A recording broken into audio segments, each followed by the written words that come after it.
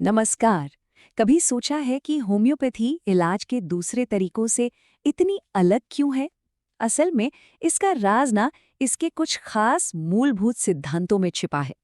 तो चलिए आज इन्हीं सिद्धांतों की दुनिया में चलते हैं और इन्हें समझते हैं। तो सबसे बड़ा सवाल यही है, आखिर होम्योपैथी में ऐसा क्या है जो इसे इतना खास बनाता है? क्यों दुनिया भर में लाखों लोग इस पर भरोसा करते हैं? इसका जवाब है 7, सिर्फ 7 सुनहरे नियम। इन्हीं को होम्योपैथी के 7 कार्डिनल प्रिंसिपल्स या कहें तो मुख्य सिद्धांत कहा जाता है। और यकीन मानिए, यही वो नींव है जिस पर होम्योपैथी की पूरी इमारत खड़ी है। अच्छा, तो इन 7 सिद्धांतों को आसानी से समझने के लिए हम इन्हें 2 हिस्सों में बांटकर देखेंगे। पहले हम उन नियमों की बात करेंगे जो सीधे सीधे दवा से जुड़े हैं, और उसके बाद हम उन नियमों को समझेंगे जो इलाज की पूरी प्रक्रिया पर फोकस करते हैं। चलिए तो शुरू करते हैं इन सुनहरे नियमों के साथ। ये सिर्फ रूल्स नहीं हैं, ये वो फिलॉसफी है, वो सोच है जो होम्योपैथी की जड़ में है। तो सबसे पहले बात करते हैं उस ग्रुप की जो सीधा दवा से जुड़ा है। ये प्रिंसिपल्स हमें यही बताते हैं कि होम्योपैथिक दवाएं असल में होती क्या हैं और उन्हें बनाने का वो खास तरीका क्या है। और यहीं पर आता है हमारा सबसे पहला और शायद सबसे मशहूर सिद्धांत, लॉ ऑफ सिमिलिया। मुझे लगता है होम्योपैथी का नाम सुनते ही ज्यादातर लोगों के दिमाग में यही आइडिया आता है। इसका मतलब बहुत सीधा है, समः समम शमयति, या जैसा हम सब ने सुना है, लाइक क्योर्स लाइक। मतलब कोई चीज जो एक हेल्दी इंसान में कुछ खास लक्षण पैदा करती है, वही चीज अगर कोई बीमार है और उसमें वैसे ही लक्षण हैं तो उसका इलाज भी कर सकती है। बस यही यही होम्योपैथी का सबसे सेंट्रल आइडिया है। ठीक है, तो दवा का सिद्धांत तो समझ आ गया, पर दवा देनी कैसे है? यहीं पर हमारा अगला प्रिंसिपल आता है, लॉ ऑफ सिंप्लेक्स। ये सिद्धांत बिल्कुल साफ साफ कहता है, एक बार में सिर्फ एक दवा। ऐसा इसलिए ताकि ये ठीक ठीक पता चल सके कि शरीर पर उस दवा का क्या असर हो रहा है। मतलब कई सारी दवाओं को मिलाकर जो कंफ्यूजन हो सकता है, उससे बचना है। तो एक बार में एक दवा, ये तो क्लियर हो गया, पर कितनी? डोज कितना होना चाहिए? यहीं पर होम्योपैथी का एक और बड़ा ही इंटरेस्टिंग प्रिंसिपल आता है, लॉ ऑफ मिनिमम डोज, यानी कम से कम खुराक का नियम।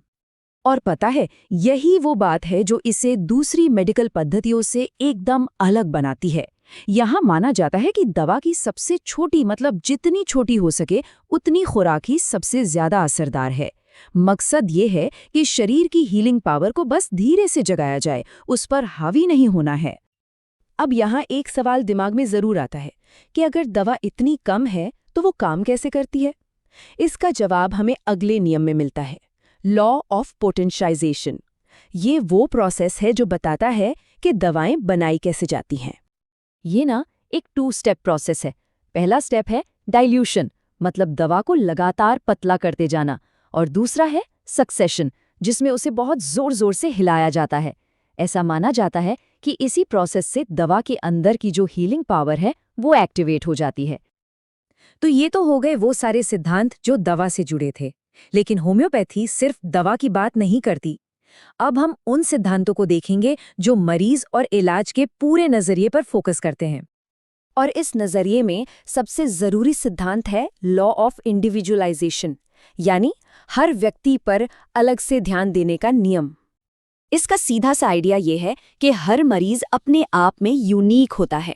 होम्योपैथी में इलाज सिर्फ बीमारी के नाम को देखकर नहीं किया जाता, बल्कि उस इंसान के शारीरिक, मानसिक और इमोशनल, मतलब सारे लक्षणों को एक साथ देखकर किया जाता है। और इसीलिए हो सकता है कि एक ही बीमारी के लिए 2 अलग-अलग लोगों को बिल्कुल अलग-अलग दवाएं दी जाएं। पर सवाल ये है कि शरीर खुद को ठीक करता कैसे है? होम्योपैथी इसका जवाब एक कॉन्सेप्चुअल प्रिंसिपल में देती है। इसे कहते हैं लॉ ऑफ वाइटल फोर्स, या जीवन शक्ति का सिद्धांत। ये सिद्धांत कहता है कि हमारे शरीर के अंदर एक अपनी ही लाइफ फोर्स होती है जो हमें स्वस्थ रखती है। बीमारी तब होती है जब ये लाइफ फोर्स डिस्टर्ब हो जाती है या इम्बैलेंस हो जाती है। तो होम्योपैथी का काम क्या है? बस इसी जीवन शक्ति को धीरे से स्टिमुलेट करना, ताकि शरीर खुद ही खुद को ठीक कर ले। अच्छा, हमने लाइक क्योर्स लाइक की बात की, जिसके लिए सही दवा चुनना बहुत जरूरी है। पर ये पता कैसे चलेगा कि कौन सी दवा कौन से लक्षण पैदा करती है? यहीं पर हमारा आखिरी 7वां सिद्धांत काम आता है, ड्रग प्रूविंग का सिद्धांत। ये एक बहुत ही अनोखा तरीका है। इसमें क्या होता है कि किसी भी दवा के असर को जानने के लिए उसे हेल्दी वॉलंटियर्स को दिया जाता है।